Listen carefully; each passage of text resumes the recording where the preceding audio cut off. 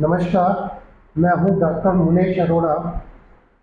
आज हम एक स्पेशल जगह पे आए हैं जहाँ पर मैं आज तक कभी नहीं गया, मगर एक अवसर मिला मुझे कि यहाँ पे भी आऊँ मैं और साक्षात्कार करूँ। दुनिया में आँखों को लेकर बहुत कुछ कहा गया है। नज़र झुक गई तो हज़ा बन गई, नज़र हो गई तो कज़ा बन गई। गालिब ने कहा कि आंखों से ही नहीं टपका तो वो लहू क्या है। और भी बहुत कुछ आंखों को लेकर के कहा गया, मगर आंखों को जो दृष्टि दी जाती है उसको लेकर उदयपुर में एक बहुत महत्वपूर्ण काम हो रहा है, और जिसके लिए लोग मद्रास जाते हैं या अन्य जगहों पे जाते हैं। वो सुविधा उदयपुर के महाराणा भोपाल चिकित्सालय में अवेलेबल है। यही जानकारी देने के लिए जो स्पेशलिस्ट डॉक्टर है, डॉक्टर अशोक बैरवा, उनसे मिलने के लिए, उनको ओटी के अंदर आने का पहली बार हमें अवसर मिला। किसी ओटी में बैठकर हम पहली बार कोई साक्षात्कार कर रहे हैं। डॉक्टर बैरवा, हमारे चैनल पे आपका स्वागत है। धन्यवाद सर। डॉक्टर बैरवा, एक चीज़ बताएं हमें कि आपका नाम आज उदयपुर में मद्रास के जो डॉक्टर्स हैं उनके समकक्ष लिया जाता है। ये मैं नहीं कह रहा, आपके समकक्ष डॉक्टर कह रहे हैं। उन्होंने ये चीज़ को रिकमेंड किया है कि डॉक्टर बैरवा के हाथ से जो आज ऑपरेशन आइज़ को लेकर के हो रहे हैं वो एक उच्च कोटि के हैं। आप बताएं डॉक्टर साहब, किस तरह के ऑपरेशन आप कर रहे हैं और कौन से ऑपरेशन की फैसिलिटी आपके महाराणा भोपाल चिकित्सालय में अवेलेबल है? हमारे नेत्र रोग विभाग में महाराणा भोपाल हॉस्पिटल में बहुत अच्छी सुविधा है, बहुत अच्छी मशीनें हैं, आधुनिकतम मशीनें हमारे पास हैं जिस पे हम काम करते हैं। और मैं विशेष तौर से मोतियाबिंद के लिए फेको इमल्सिफिकेशन पद्धति से ऑपरेशन करता हूं। और हमारे पास स्विट्ज़रलैंड की मशीन है फेरोस, और माइक्रोस्कोप जाइस का है जो कि बहुत ही अच्छी क्वालिटी का है, और इस पे हम काम करते हैं और पेशेंट्स को अच्छी गुणवत्ता की सर्जरी करके देते हैं।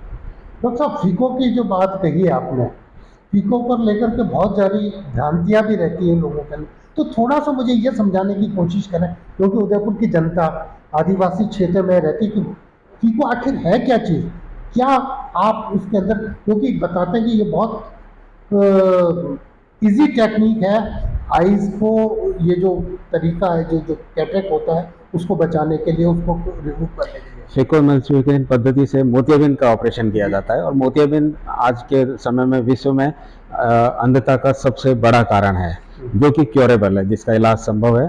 फेको इमल्सिफिकेशन एक आधुनिक तकनीक है। इसके अंदर हम मोतियाबिंद को छोटे से चीरे से, जैसे कि हम लोग 2.2 मिलीमीटर इतने छोटे चीरे से मोतियाबिंद को अल्ट्रासोनिक एनर्जी से उसको इमल्सिफाई करते हैं, मतलब उसको गला के और छोटे छोटे टुकड़ों में निकाल देते हैं।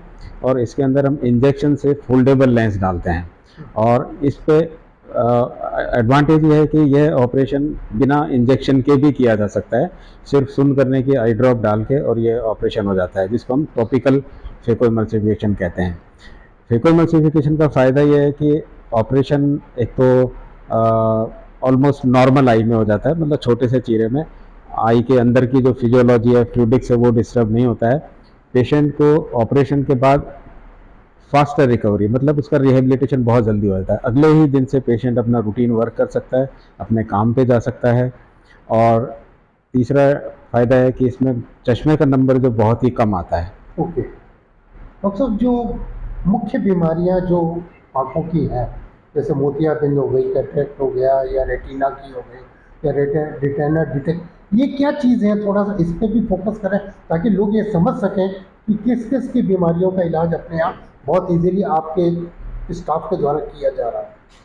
मोतियाबिंद जो हमारा लेंस होता है आई में, उसमें सफ़ेदी आ जाती है। ये जन्मजात भी हो सकता है, और उसके बाद चोट लगने से भी हो सकता है, या फिर कुछ ऑक्यूपेशनल हजार्ड जैसे जो रेडिएशन में काम करते हैं उनको भी मोतियाबिंद जल्दी होता है। और जो फील्ड वर्कर जो बाहर खेत में और फील्ड में ज़्यादा काम रहता है, अल्ट्रावायलेट रेज का एक्सपोजर होता है, उनको भी होता है। और सबसे बड़ा रिस्क फैक्टर है कि ये उम्र के साथ हो जाता है। तो पहले तो ये 55-60 साल के बाद होता था, लेकिन आजकल जैसे इन्वायरमेंटल पोल्यूशन बहुत हो गया है, खान पान में भी नकली चीज़ें बहुत आती हैं, तो ये आजकल जल्दी होने लग गया, मतलब 40 साल की उम्र के बाद कभी भी हो जाता है। मोतियाबिंद हो जाता है। हाँ। और कौन कौन से रेटिना डिटैचमेंट डिटैचमेंट आपका नाम आता है कि रेटिना डिटैचमेंट? दूसरा जो एक कॉमन डिजीज काला पानी होता है, काला पानी। ग्लोकोमा जिसको हम बोलते हैं। आँख का प्रेशर बढ़ जाता है, ये भी जन्मजात भी हो सकता है, जुवेनाइल मतलब 10-15 साल की एज में भी हो सकता है, और 40 साल के बाद भी कॉमन होता है। तो 40 के बाद तो ग्लोकोमा की जांच सबको करानी चाहिए।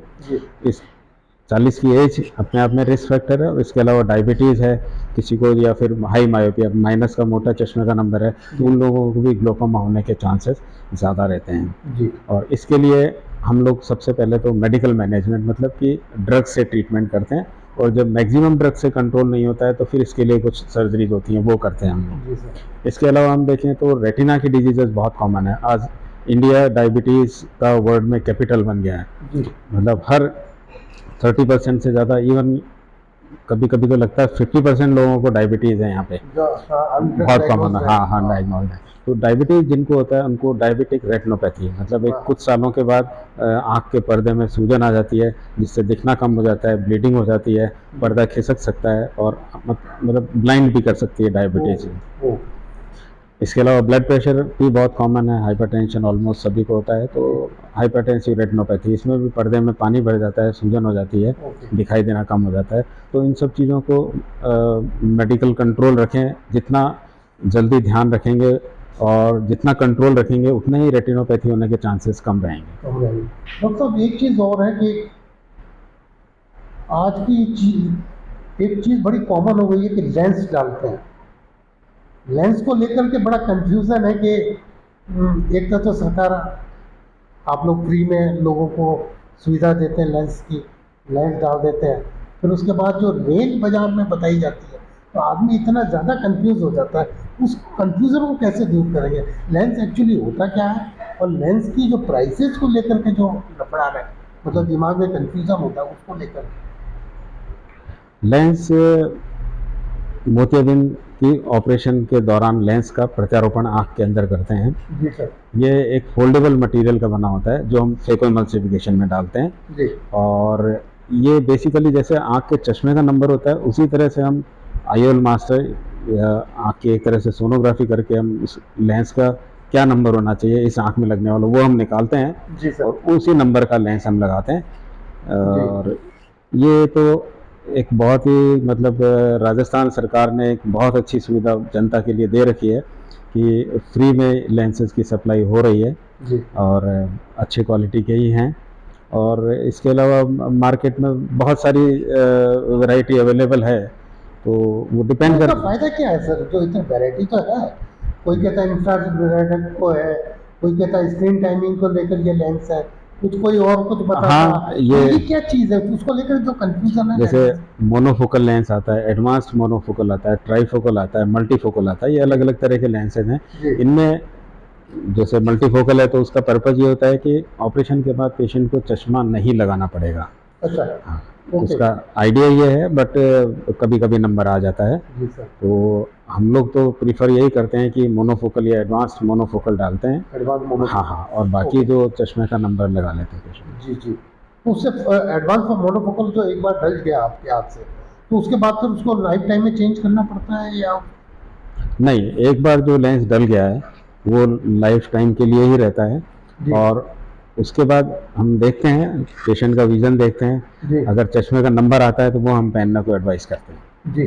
डॉक्टर साहब एक चीज़ और जो आजकल बड़ी कॉमन है, जो आई डिजीज़ का एक कारण होती जा रही है, स्क्रीन टाइम बहुत ज़्यादा बढ़ गया, और ख़ासकर यूथ के अंदर जो स्क्रीन टाइम बढ़ गया, पूरी पूरी रात स्क्रीन टाइम पे जा रहा है।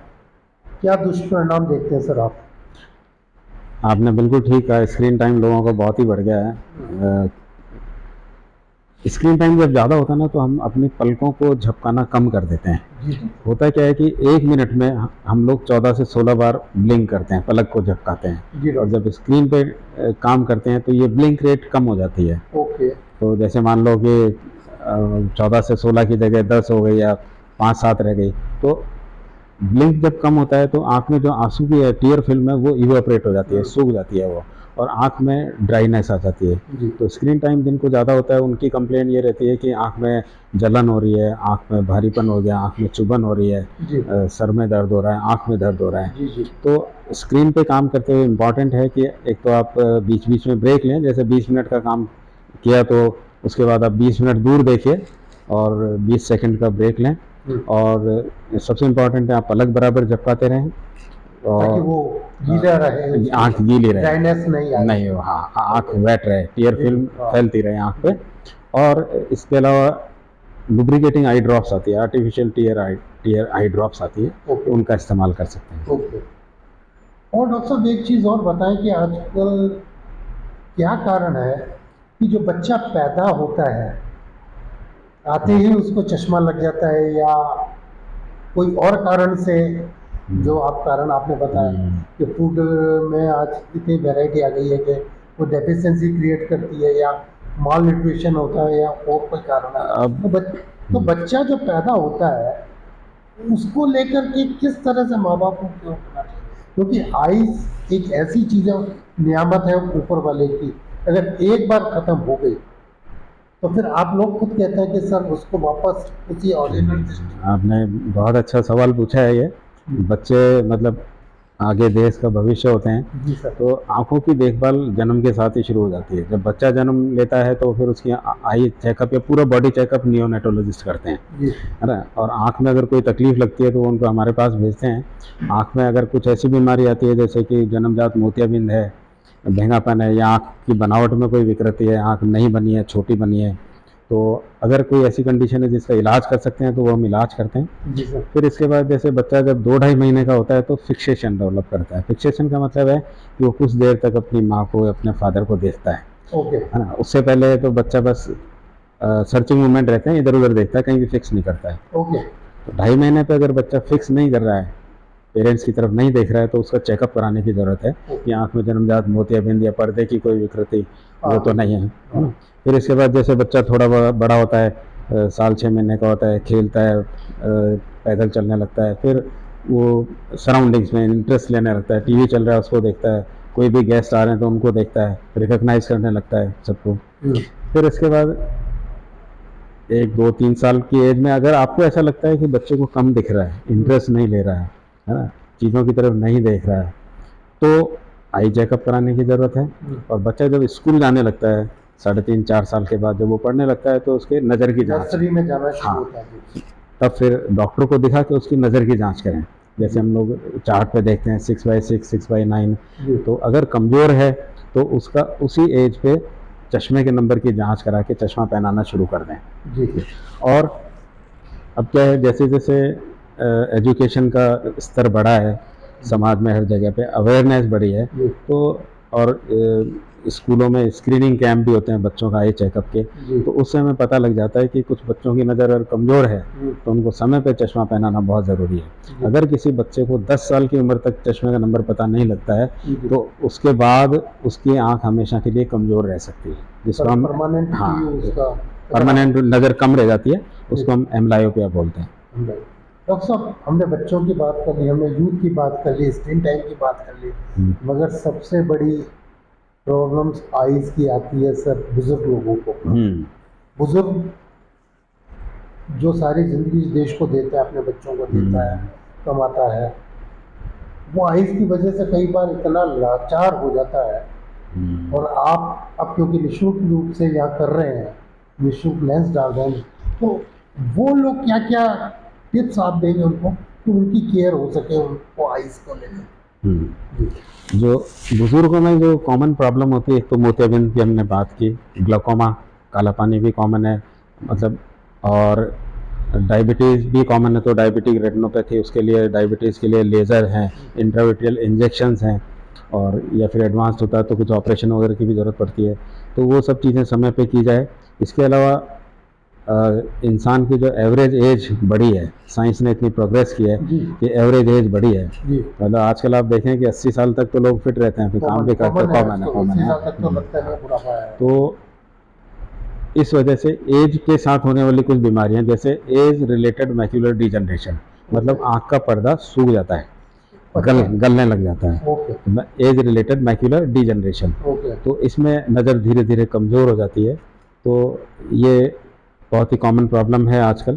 तो इसके लिए जो दिखा के और ट्रीटमेंट इंजेक्शन से है, और इसके अलावा खान पान में चेंज किया जाए, डायबिटीज़ ब्लड प्रेशर है तो उसको कंट्रोल रखा जाए, खाने पीने में जैसे कि चाय कॉफ़ी ये चीज़ें स्मोकिंग ये मतलब Avoid करनी जो ये अवॉइड करनी चाहिए जो कि Okay. खून की नलियों को कॉन्ट्रैक्ट करती है, सिकोड़ती है। Okay. तो उसकी ब्लड सप्लाई और कम हो जाएगी तो डैमेज ज़्यादा होगा। हाँ।